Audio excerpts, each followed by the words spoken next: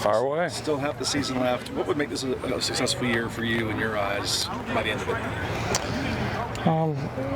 I don't like to get too much into the big picture stuff in the middle. For us right now, it's about being 1-0 this week. That's been our message to the team. That's been our team leader's message to the rest of our guys as well. That's where our focus is going to be. And you're kind of in the trenches right now, and you're not worried about what happens before. You're not real focused on what happens after. It's, trying to prepare really well this week and go get a win at Maryland. Halfway through the season, how would you assess the receiver play?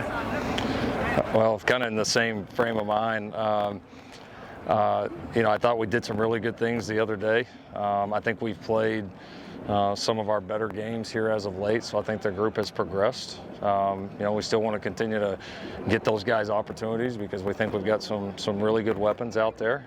They've all had some really bright moments. We've missed a couple that we wish we could have, whether we didn't make the play on the ball or we missed a throw or we didn't have the protection. We've left a couple out there that we need to go get here in the back half of the year. But I do think we're improving as a group. I think those guys individually are improving, and I think they're keyed up to play pretty well. Lincoln, you said pretty emphatically that Miller is the starter and will be. Very confident in him moving forward. Is Jaden pushing him at all? Jaden's doing a really good job. I'm very confident if the situation arose that Jaden was going to play, that he would play well. But Miller's our starter. Miller's played a lot of really good ball. He's put our team in position to win a lot of games.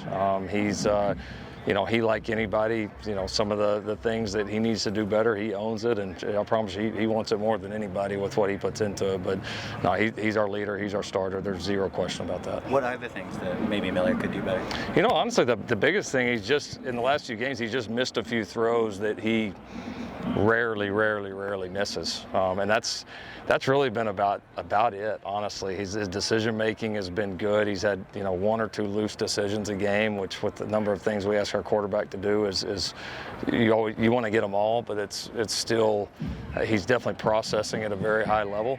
I think he's handled a lot of the different situations that we've been in because we've been in a lot here in a short amount of time. I think he's done a good job handling them.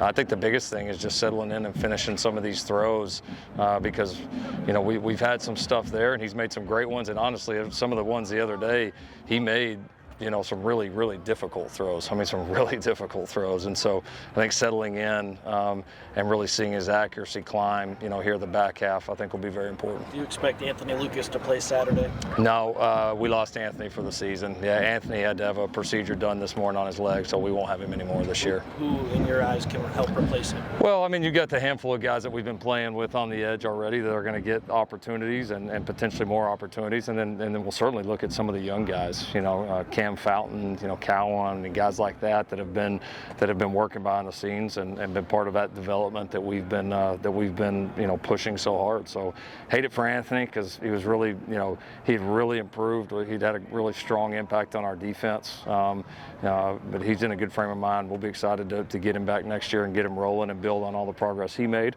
And in the meantime, it's going to create an opportunity for some more guys to step up. And it's one of those that you hate when you lose a key player, but what the positive of this is there's going to be somebody else emerge that maybe wouldn't have had the same type of opportunity. So we're disappointed for Anthony, but excited about what comes next. What was the injury with him? Lower extremity injury. You guys have had one of the best third down defenses in the country this year. It hasn't quite translated to fourth down. What if anything has stood out on some of those fourth down plays? Oh, it's a little hard to group them up. The ones the other day, we had two different strategies. We brought pressure on one, and we had a free runner right at the quarterback, and we just weren't able to get him down, and he made kind of a circus play. We weren't in actually terrible shape in coverage either. It was just kind of one of those things. And the one I think the biggest deal for us is just continuing to have different ways to affect the passer. That's very important. We've done. Like you said, we've been such a good third down defense. Now it's definitely been one of the strengths of not just our defense, but our entire team. But when you get those fourth downs like that, where you get a chance to shut the door on somebody, especially 2 opportunities like that, you got to make one of them. And so, no, we got to be better. We got to continue to affect the passer. And then when we get some of the opportunities in the back end, whether to knock a couple of those balls down, Kamari had a chance on the 3rd down play right before it to pick it off. That would have been an unbelievable play. But those are some of the ones that we have to make to shut the door and close these teams out. Coach, you're 0-2 just on the road in Big Ten games. What have you kind of learned from those experiences in Minnesota and Michigan that you guys can carry on to the game against Maryland? Well, I think each team learns going on the road, how challenging it is and how thin the margins are on the road. And there's gonna be challenges. You're gonna have to deal with the crowd. You got to travel well. You're gonna have tough calls. Like, that's just all part of playing on the road. So we've played, we put ourselves in position to win them both. But it all comes down to finishing. I mean, that's the obvious answer, but it's the truth. So hopefully we can learn from those experiences, go play a really clean game on the road, go get some momentum, and really be able to sustain it on all 3 sides. Lincoln, what's the plan to just kind of overcome? Anthony, that DL room was already pretty thin. When you look at just banged up with Gavin and barely obviously leaving early in the season. What's the plan? What's the confidence in the young guys to be able to step up amid kind of all those absences? Yeah, I think I just went through the plan. I don't know if there's anything else I would add to it. I mean, I think it's you rely on the development that's been going on behind the scenes and the guys that you've recruited. And maybe there's some guys that you thought, well, maybe their role won't be quite as much this year, or maybe they redshirt or whatever, that now all of a sudden they're going to have that opportunity. And all of us can point through our careers to guys that became phenomenal, like kind of cornerstone type players of a program that they got their first shot like this.